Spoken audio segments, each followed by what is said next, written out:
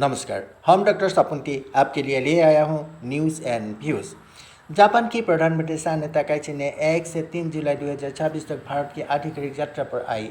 यह उनके प्रधानमंत्री बनने के बाद भारत का पहला दौरा था। नई दिल्ली में प्रधानमंत्री नरेंद्र मोदी और जापानी प्रधानमंत्री के बीच 16वां भारत जापान वार्षिक शिखर सम्मेलन आयोजित हुआ। इस दौरान दोनों देशों ने कोई महत्वपूर्ण समझौते पर हस्ताक्षर किए और आने वाले 10 वर्षों की साझेदारी का रोडमैप तैयार किया। दोनों देशों की ताकत अलग अलग है, लेकिन यही उनकी सबसे बड़ी शक्ति भी है।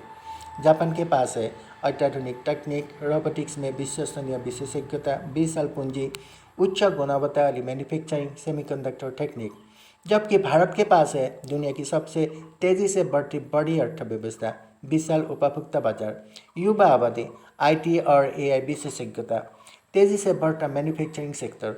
यानी जापान तकनीक देगा और भारत बाजार तथा मानव संसाधन देगा। इस शिखर सम्मेलन की सबसे बड़ी घोषणा निवेश को लेकर हुई।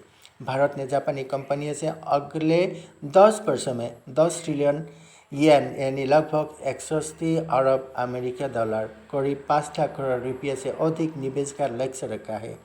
यह निवेश निम्न क्षेत्र में होगा, जैसे semiconductor, electronics, automobile, electric vehicle, हरित ऊर्जा, ग्रीन हाइड्रोजन, लॉजिस्टिक, औद्योगिक corridor, smart city, digital technology. यदि यह लक्ष्य पूरा होता है तो यह भारत में जापान के सबसे बड़े निवेशों में से एक होगा। भारत और जापान के बीच आर्थिक संबंध पहले से ही मजबूत है। दोनों देशों के बीच वार्षिक व्यापार लगभग 27.5 अरब अमेरिकी डॉलर है। जापान भारत में सबसे बड़े विदेशी निवेशकों में से शामिल है। भारत में 1400 से अधिक जापानी कंपनियां काम कर रही है। टोयोटा, सुजुकी, होंडा, सिनी, हिताची, मित्सुबिशी, पैनासोनिक और कई बड़ी जापानी कंपनियां भारत में लाखों लोगों को रोजगार दे रहा है। भारत में जापान की सबसे बड़ी परियोजनाएं हैं, जैसे मुंबई अहमदाबाद बुलेट ट्रेन। यह भारत की पहली हाई स्पीड रेल परियोजना है। इसमें जापान की शिकानसन तकनीक का उपयोग हो रहा है और अधिकांश वित्तीय सहायता जापान दे रहा है। दिल्ली मेट्रो के निर्माण में जापान की एजेंसी JICA ने हजारों करोड़ रुपये की सहायता दी है। दिल्ली मुंबई इंडस्ट्रियल कॉरिडोर यह भारत की सबसे महत्वाकांक्षी औद्योगिक परियोजनाओं में से एक है। डेडिकेटेड फ्रेट कॉरिडोर भारत में माल परिवहन को तेज बनाने में जापान महत्वपूर्ण भूमिका निभा रहा है। रक्षा सहयोग में पहले भारत और जापान के संबंध मुख्य रूप से व्यापार तक सीमित थे, लेकिन अब रक्षा क्षेत्र में भी तेजी से मजबूत हो रहा है। इस बार दोनों देशों ने रक्षा उपकरणों के संयुक्त विकास पर पहला बड़ा समझौता किया। इसके अलावा दोनों देश मिलकर काम करेंगे समुद्री सुरक्षा, रक्षा उद्योग, आधुनिक सैन्य तकनीक, संयुक्त सैन्य अभ्यास, हिंद प्रशांत क्षेत्र की सुरक्षा। भारत और जापान दोनों चाहते हैं कि हिंद महासागर और प्रशांत महासागर में अंतर्राष्ट्रीय कानून का पालन हो तथा समुद्री मार्ग सुरक्षित रहे। आज पूरी दुनिया में सेमीकंडक्टर सबसे महत्वपूर्ण तकनीक बन चुका है। चिप्स के बिना मोबाइल, कंप्यूटर, कार और रक्षा उपकरण नहीं बन सकते। इसलिए दोनों देशों ने निर्णय लिया है कि ये मिलकर काम करेंगे सेमीकंडक्टर निर्माण, artificial intelligence, quantum computing, robotics, digital technology, biotechnology की क्रिटिकल मिनरल। भारत सॉफ्टवेयर में मजबूत है, जबकि जापान हार्डवेयर में अग्रणी है। दोनों के साझेदारी वैश्विक स्तर पर नई संभावनाएं पैदा कर सकता है। ऊर्जा सुरक्षा भी इस शिखर सम्मेलन का महत्वपूर्ण विषय रही। दोनों देशों ने सहयोग बढ़ाने पर फैसला किया। ग्रीन हाइड्रोजन, सौर ऊर्जा, पवन ऊर्जा, बैटरी स्टोरेज, जैव ईंधन, रणनीतिक तेल भंडार, बायोगैस संयंत्र।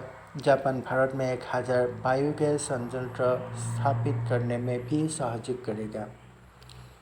चीन क्यों चिंतित हो सकता है? भारत और जापान दोनों का किसी देश के खिलाफ सैन्य गठबंधन बनाने का उद्देश्य नहीं है, लेकिन दोनों देश हिंद प्रशांत क्षेत्र में स्वतंत्र और नियम आधारित व्यवस्था का समर्थन करते हैं।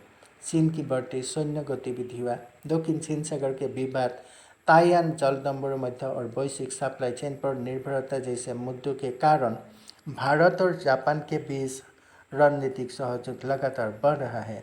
इसी कारण यह साझेदारी अंतर्राष्ट्रीय राजनीति में काफ़ी महत्वपूर्ण मानी जा रहा है। भारत और जापान अमेरिका तथा ऑस्ट्रेलिया के साथ मिलकर स्क्वाड समूह के सदस्य है।